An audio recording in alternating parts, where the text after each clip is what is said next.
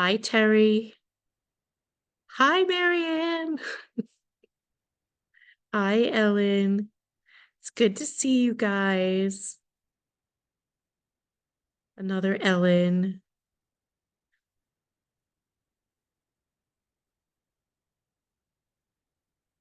Give it a couple more minutes.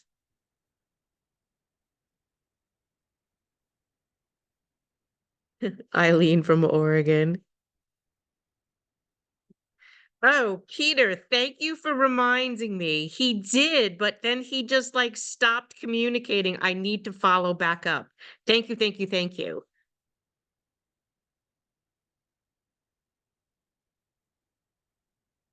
Hi, Angela. Karen, good to see you too. Vegas is in the house. Hi, Lori. No, so the ground's not shaking here. We're on firm grounds.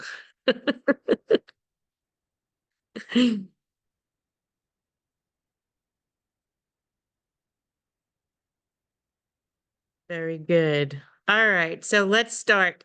I want to try to keep this brief tonight because I am super busy, but um, we have our little Friday night update. This is our little update tonight. I've been super busy. Hey, Dan. So what I want to tell you is a couple of things. So first, the bus trip. I'm not going to be putting up where to meet us until next week. We've got 10 days before this trip is, and there's plenty of time. So I don't want to have like a million people up there or passing this around to whatever. So what I want to do is, what I want to do is still encourage those that want to join the bus trip on the bus to please contact me personally. So if you are able to leave from Manhattan, which the bus will be leaving down by City Hall, if you're able to leave by Queens, which is Cunningham Park, those are the two locations right now that I have a few seats available. If you're willing to take that bus trip, the bus leaves promptly at 8. You must be at the bus by 7:30. No ifs, ands, or buts. The bus must leave on time because we have just very little wiggle room to get up for the press conference and the rally. So I want you guys to message me. You can do it by PM. That's fine. I'll be checking my PMs all the time. This weekend, we are closing this on Monday. Okay. So we do have a few seats available on the Manhattan and the Queens bus only. Please let me know if you're coming. Then, as we get closer to the trip, I will put the flyer up as to where we will be meeting you in Albany for those that wish to drive on their own. Okay. Um, and if you are taking the bus with us, the bus that you board will be your bus all day. We will be providing you with a lunch and a dinner because this is like a 12-hour day. You will have breakfast. You can bring snacks and whatever on the bus, bring a jacket. When we get up to right before we get to Albany, I'm sure you'll have lunch because we probably will get there at about 12 o'clock. We will do the rally at 1 and then probably about 3:30 head to the bus and 4 o'clock leave, and we'll probably be back to where our cars are and head back home starting we'll be back home about 8:30ish, barring any traffic. So that's the bus trip. So I'm going to reiterate again. If you are wanting to come with us on the bus and you'll take the bus, willing to take the bus from Queens or Lower Manhattan, you can contact me directly or to reserve a space. We are making sure that everyone that signs up is coming and that you've committed to coming because unfortunately, as I said before, when we first put this up, we've asked people to commit to coming and then many of them canceled for one reason or another. And understand that when you plan a trip like this and that we are funding it, that it then becomes a half-empty bus and that is extremely frustrating. So I have to ask you, if you're going to commit to coming, that you commit to showing up. Especially then because we're buying meals and it's the bus and this is heavy. So, all right. Bus done. If you've been noticing the copay case, our documents were due today and have been filed by our attorneys onto the copay court docket. The city will have until about May 6th to reply to that brief. They wanted extra time. We'll see what happens. So that's the copay case. I know, Wendy, I wish you could join too. Let's see, what else do I have? PayPal. So some of you have been getting notices from us that some of you have signed up very generously for monthly donations to the organization. So one, thank you for that. That is very kind of you to do that. But some of you are also getting notices from us that we are being notified that those donations have been stopped or paused by PayPal. And why is that? Well, for two reasons. One, either your credit card was is old and you didn't log in to update the expiration date. Maybe your card changed because you had like a hacked card or whatever, and you didn't update your PayPal account with your credit card.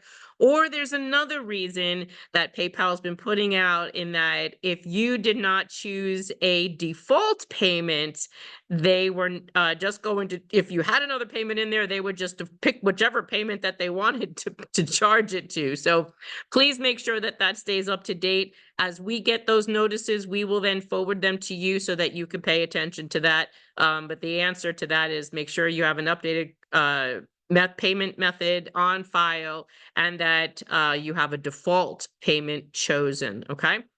So that's PayPal. Let's see, what else do I have on my notes?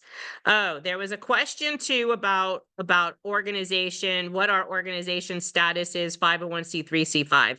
This question, I think, is this person just must live under a rock, because we've had this on our website since the inception of our organization.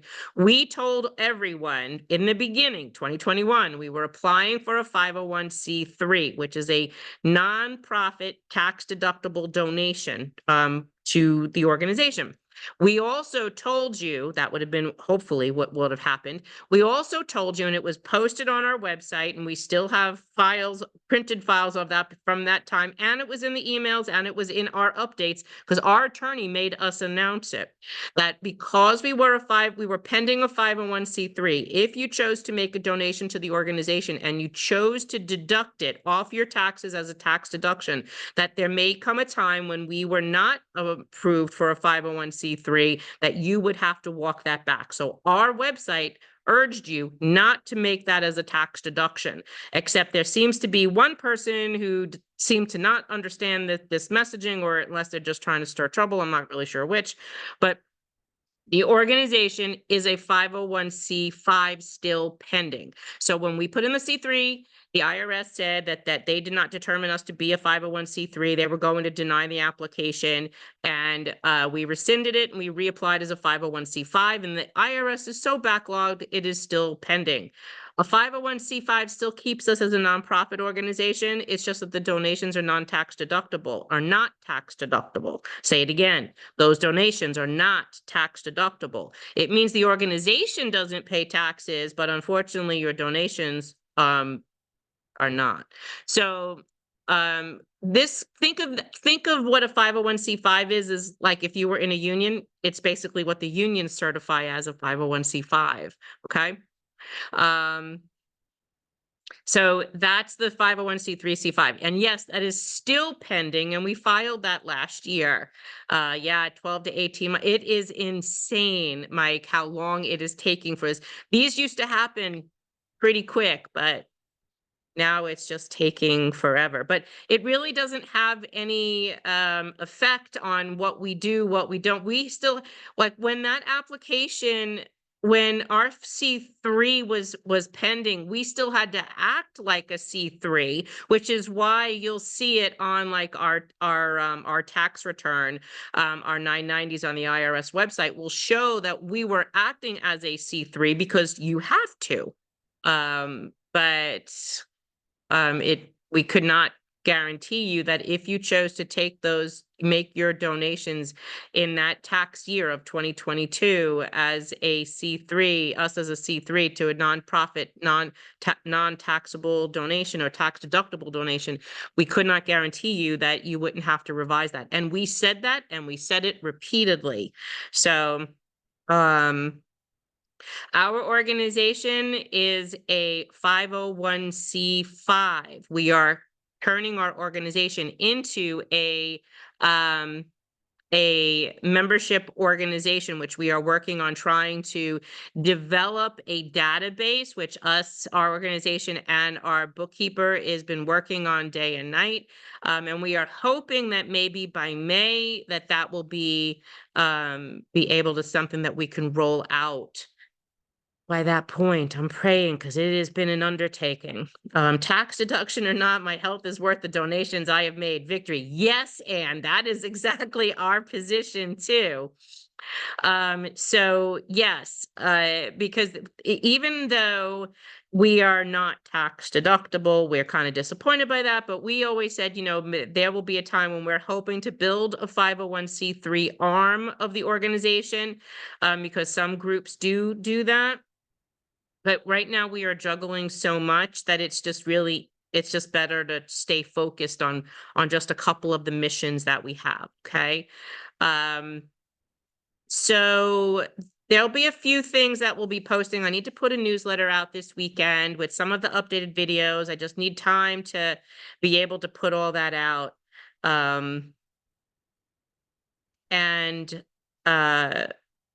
And share some of that with you.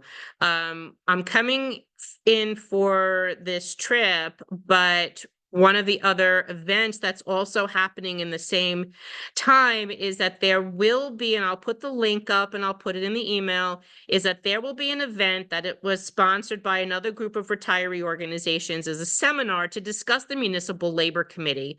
I'm quite interested about seeing that panel, what everyone would have to say to kind of discuss this debacle of what we're in, right? And how we got here and what this municipal labor committee is and how it operates and some of the issues that it has brought upon us. Thank you, Eileen. Yes, and Michael says he donates every month and tell everyone he knows to join and donate. Yes, thank you, thank you, thank you. Absolutely. So our website, most of you know, or all of you should know by now, is nycretirees.org. And there's 5 different ways that you can make a donation. Part of this new rollout of this program that we're going to be updating soon, and I'm hoping that maybe May 1st we can do that, would be to have where you're able to make donations on our payment platform, which is what we're developing. So that way you don't have to go through all these other places. It'll streamline so much for us. And we'll be able so much better to track it. Because sometimes you guys ask us for stuff and information and we don't always have easy access to it. It does take a little while for us to be able to figure all that out. But tracking will be more centralized, and we are really a legitimate organization at this point. We're like a huge New York City retiree organization, like our own little AARP. So that's basically it on the C3, C5, the copay case. Oh, and there's one more thing. So today we were given notice that DC 37, you remember that there was the judicial panel hearing regarding putting the District Council 37 retirees into administratorship. That hearing, if you remember our update, was a 4-hour hearing that day. And we were very frustrated with that because they didn't allow the retirees to have an attorney. And it wasn't from a lack of asking, because I asked personally that they be able to have an attorney. We were told no. The retiree person representative from AFSCME who put the retirees, took over receivership of the retirees, was even testifying on speculation. They were allowed to object to some of our testimony, but we weren't allowed to object to theirs. They refused to put in information or allow conversations to go that the reasons that the retirees were this was done to them was because of how that they were supportive of fighting to protect their Medicare benefits. They refused to allow testimony to that effect without even hearing any evidence as to the causal connection of it. It was a very frustrating 4 hours to be in. Then we were told, we asked for, we had asked for a transcript of that hearing. And we were also told that we could purchase one. So when I asked the court reporter how much the cost was, they told us the cost was $896 for the transcript. So I spoke with the board today, their board, and I encouraged them to try to get together. They need to make a reply. They need to stand up for themselves and protect all retirees. So I know several of you have reached out to us to say what you're going to do about this situation, and they just don't know yet. Many of you have also voiced your disgust at DC 37 and at AFSCME for absolutely doing this, when there's many other unions in DC 37 as well as nationally that are in default of their 501c5 status, hadn't filed their taxes. Even the same accountant that they were all using is still the same.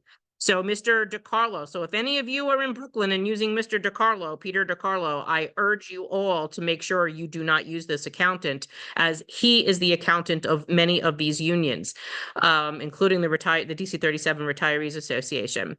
So I'm hoping that they come out with an official position. Several of you have asked about your dues to them. We're taking a wait and see position. I would rather that position be made as a joint decision, and not just one out of anger. AFSCME took the position, Ann Widger, that we were a competing organization, and this is how narrow-minded that is that our organization represents all retirees, some that are AFSCME members and some that are not AFSCME members. And DC 37, AFSCME should have aligned with us in protecting the federal public health benefit of Medicare and supporting this fight. They should never have allowed a them versus us argument to even be sustained. So I think it's disingenuous of her to say that and to have put that in the testimony, that was exactly one of the reasons why that she was doing one of the things that she did. Why she said what we were, she described us as an antagonistic labor organization interfering in union business. And it's exactly this union business that she should have been involved in, or we wouldn't have needed to exist. So let's see what happens. I'm sure that there'll be some reporting on it in the next few weeks, and there will be more statements about it, because this is absolutely egregious, especially knowing how many unions within the district council and how many unions within AFSCME around the country are in the same exact situation, but they are not in receivership. So anyway, that's all I got. I'm not seeing any questions, so I'm going to give it a few more minutes to see if you do. Hi, Lois. Good evening. To see if you do have any questions. Yes, Camille, it's absolutely disgraceful.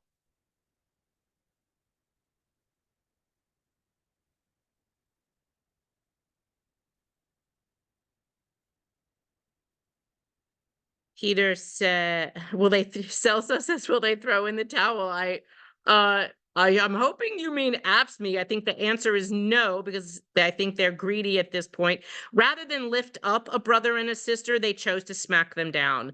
Rather than lift them up and educate them and help guide them, they chose to smack them down and take them over.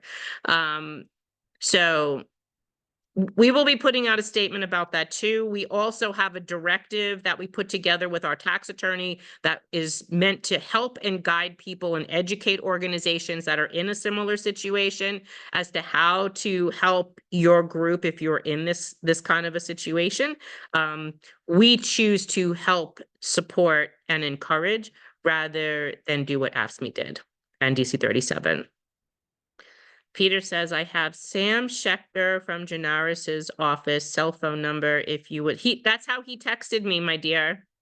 I will message him. Oh, that's perfect. Okay. Peter, see if you can, I will try to make a meeting with him. See if he could do something on like the 16th in the morning, maybe. If not, I'm gonna have to do it like by Zoom, but let me see what I can do. And you won't really know that until next week, but let's coordinate until like Monday, Tuesday, and see what we can do to get him on board for a meeting. I would like that. Any updates on the status of medical coverage for non-Medicare retirees? Thanks, Rob. Great question. So answer is no. There is no update on that. We do know still that, however, Empire has sued the city and I guess a couple of the insurance companies, I think almost all of them, about the RFP for the active worker under 65 healthcare plan. And so that has not been resolved. And I think that basically fucked that whole thing. So I think we'll find out in the next couple of months, but that docket is sealed and I can't tell you what's going on in it. All I could tell you is that's what I know. But there is no update. Also, and the other thing that I could tell you is that they were creating it to look like they called it a PPO, but it was really like looking like an HMO because they had networks within networks, kind of like basically what they've created with this. But yes, it would have been national. And there's been some fight over whether it would be Emblem United for the local, regional, and the national component, and then Aetna for another vendor, or they were only going to pick one, or they were going to pick two, and then that's where the fight started, and then the litigation, and that basically brought everything to a screeching halt. No, Roberta, I do not know how many yet are going to Albany. I think we're probably close to 200. Any word on the case that was just heard? No, nothing yet, Inez. Love to all from Brooklyn. Happy birthday, Michelle. Yes, everyone's been wishing happy birthday to Michelle. That's wonderful. Give her your birthday wishes. So the state budget is late. I heard they are trying to cut many things and cave into special interest. So one of the things that's concerning in the state budget that is frustrating is that they are also looking to privatize. There's a couple things, actually. The governor had to carve out for state workers not providing the Medicare B reimbursement. So we already know that that's coming to us. That will be one thing that we will probably end up having to fight if they don't learn their lesson from this, if we win this case. And also that they are looking at privatizing Medicaid. And if they look to privatize Medicaid because of the federal dollars, they will be looking to privatize Medicare. So keep your eyes open on that fight. Just because it says Medicaid, don't think it doesn't apply to you. Watch that fight, because that fight will be moving to Medicare very soon if the state gets away with that. Laura, thank you for writing that powerful letter to Biden. I was elated to see it be your hero's announcement. Yes, wasn't that wild? So what Laura's referring to is that the federal government, remember I told you, we put up that link and we asked you all to make the comments on the CMS website to tell the president not to increase the capitated rate to Medicare. Well, so many people wrote in that the government they gave them an increase, but not as high as they wanted. And it was still like, it was like 0.16%, like 0.16% reduction from where it was supposed to be.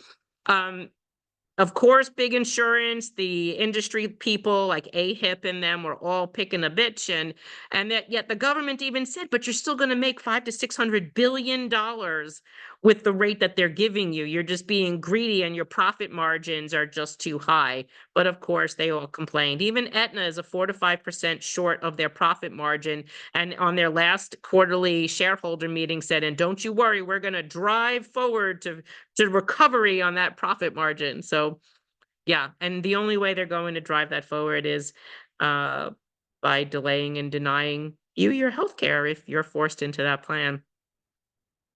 So yep, that was a good win, Laura. You're welcome, Anne. Michael, this organization is not going to be making any endorsements in this month. We are far off of any election. And there's an organization that actually was putting out a support for an incumbent's opposition that is going to potentially cause trouble in our election, in our legislation. I don't understand the importance of putting out an endorsement in April. The election isn't until November. And when you are currently working on trying to get legislators that are in office today on your bill, why would you come out and make a statement against an incumbent that can potentially help push your bill across the finish line? That's suicide, and we're not going to do that. So, yeah, that's all I have to say about that for right now. Greetings from snowy Maine. I'm so sorry it's snowing in Maine, Jim. Any unions having elections this year? That's a really good question. There's a couple of unions that just did have an election. We probably need to focus on that. We probably could put a team together to figure out that answer. We know right now we're trying to help retiree advocate with that and get the retiree advocate candidate Bennett Fisher elected and get Tom Murphy or whoever the heck they're going to run in his shoes, to fill his shoes for the unity side, pushed aside. And then Michael Mulgrew's election is next year. I'm not quite sure. I think Henry Garrido might be this year from DC 37. Need to look that one up too. So if anyone's in DC 37 and knows, let us know. That would be helpful. Your Medicare kicks in 5/1. Marianne, make sure when you are Medicare eligible, you also sign up for your Medicare B reimbursement form.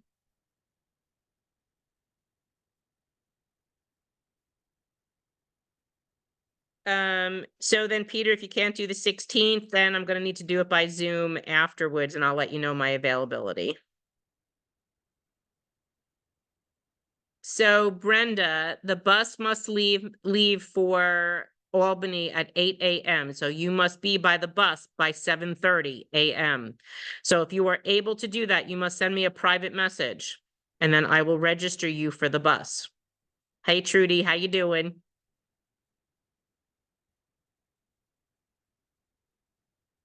Yep, so I just mentioned, I was just talking about that, so I'm a little behind on the messages. The MLC has talked about tiers of hospitals. Could they do that for the GHI senior care contract with Empire Blue Cross Blue Shield to only pay in full for certain tiers? I do not think so, because remember, they are primary. Medicare is primary and senior care is your secondary plan. The other problem with that is that would then more make it like an HMO. And I don't think that would be tiering, because they can't tier unless you're talking about them adding higher copays. But at that point, if they change the contract, they can add higher copays to hospitalization.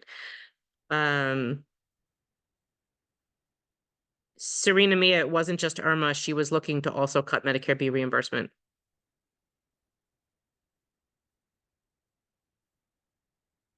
Thank you, Evelyn. We appreciate you. I read the council uncovered another $6 billion and intends to restore cuts. Any hope with that money? Lisa, Your guess is as good as mine. It's so interesting that our fight was from last year, and yet, we're still the 800-pound gorilla in the room, and no one even wants to talk to us about that. But that's okay.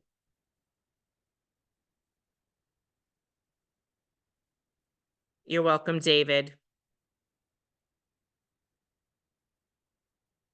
You're welcome, Anne.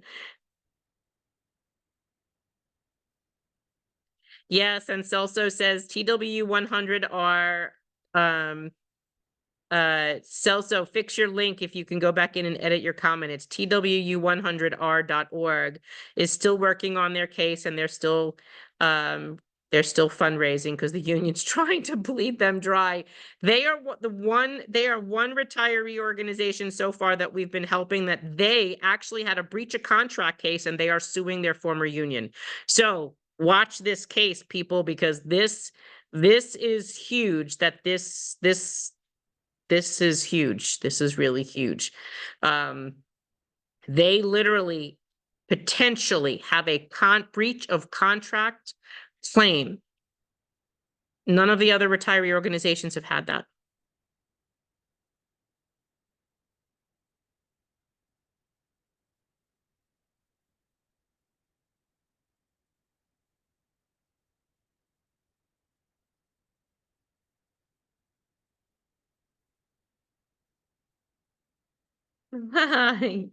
Yep. No, Roberta, we do not have another court date coming up yet.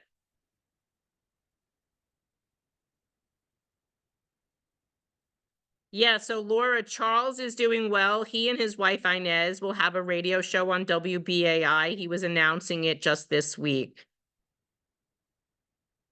George, if you got a bill from your doctor, please go and check that it is part of your deductible. You need to log into your account and look in your EOBs, okay?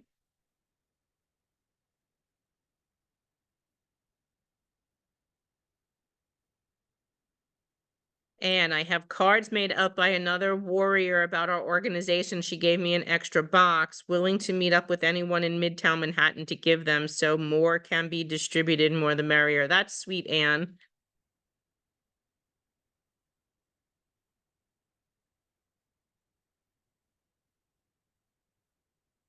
Yes, there was a meeting with Hakeem Jeffries and it went very, very well. So thank you to Helene who participated in that meeting. It was wonderful, I understand. Yes.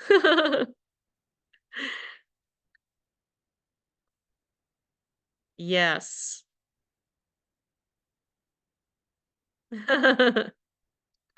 Thank you, Spencer.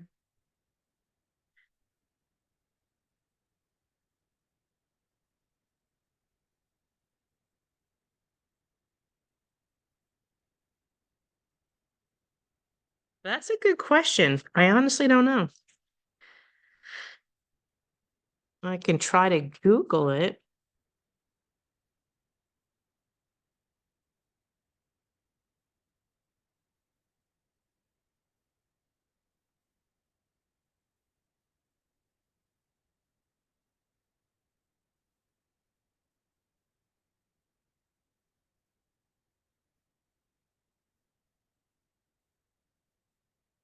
Okay, so the annual deductible for all Medicare Part B is $240 in 2024. So there you go. Thank you, Anne. Thank you, Kathleen. All right, so that's all I got, and I want to say thank you to everybody. Thank you for all of your donations. Thank you for supporting the organization. Thank you for helping us where we need to be helped and keeping your spirit up. Um, Thank you to the moderators, and we appreciate everything that you guys are doing. Stay tuned, for more to come. We will be putting out more information about the bus trip. If you are able to join us and you can come back to either Queens or Manhattan, please let me know. And then we will schedule you for that. Okay. So just know it is an all day affair. Monday, April 15th, The bus will leave Manhattan and leave Queens at 8 a.m. You must be there by 7:30, but you must register with me. So please PM me if you're able to come and let me know. So we're gonna close that up on Monday. Please email me, PM me on Facebook uh directly, please, so that I can get you on that list and registered. And then we will be turning around and leaving Albany at about 4 o'clock in the afternoon. And then you're about 4 hours away, give or take. So plan to be back where your bus picked you up from at about 8:30ish. So everyone have a great day. Have a great weekend. We love you. We appreciate you. Thank you for everything that you do. Um, and we will see you on Monday. Have a great weekend, everyone. Bye.